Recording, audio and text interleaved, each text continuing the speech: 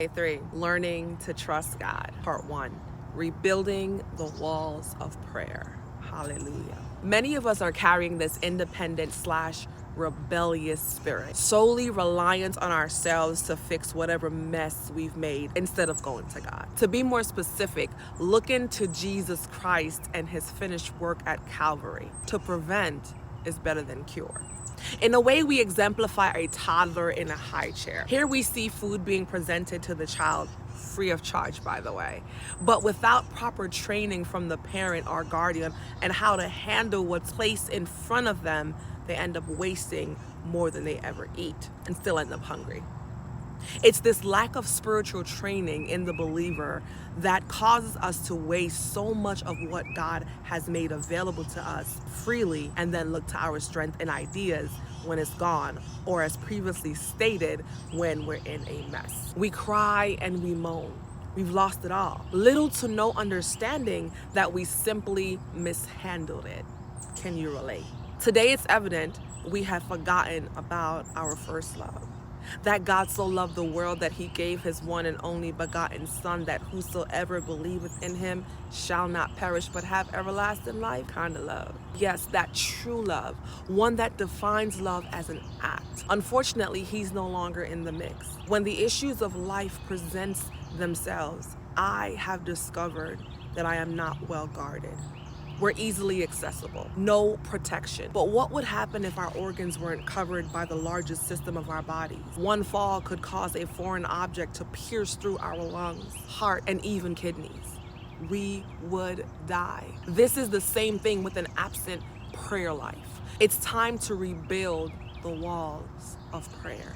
I trust you, Lord. See, Nehemiah received bad news from Jerusalem. One of his brethren, Hanani, said, "The remnant who are left of the captivity there in the province are in great affliction and reproach. The wall of Jerusalem also is broken down, and the gates are burned with fire." See, we've pushed away the only protection we ever had and needed. And now look at us, desperate. And it came to pass, when I heard these words, that I sat down and wept and mourned certain days and fasted and prayed before the God of heaven.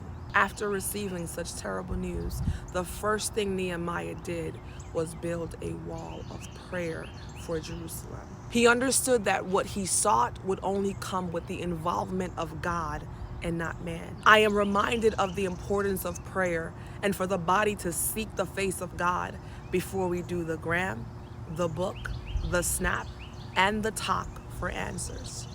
I trust you, Lord. Nehemiah said, "We have dealt very corruptly against you and have not kept the commandments, nor the statutes, nor the judgments which you commanded your servant Moses."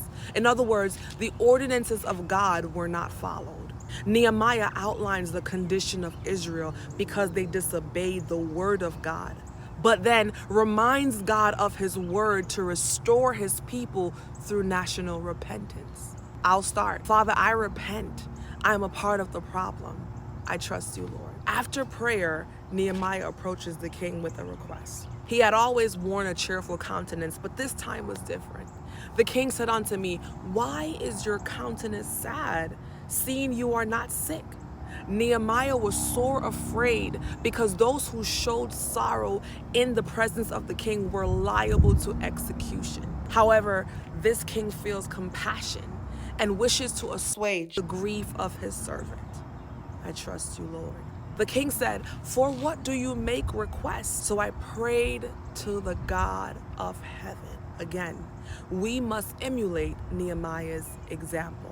Nehemiah tells the king that if he has found favor in his sight, let it be so that he would send him to Judah, unto the city of my father's sepulchre, that I may build it.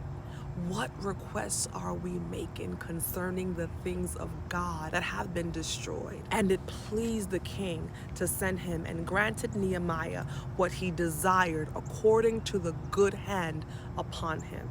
Thank you, Jesus. I trust you, Lord. As a believer, I'm not ashamed to say that this is where I am. I've been so preoccupied, my time, what I'm doing to provide for my family. I've been caught up in the cycle, of this land what we're taught here, how we're taught to work consistently week after week, because we are trying to gain this level of success and we miss out on spending time with family, raising our children, using our hands, the gift that God has given us to make something, hallelujah, out of nothing.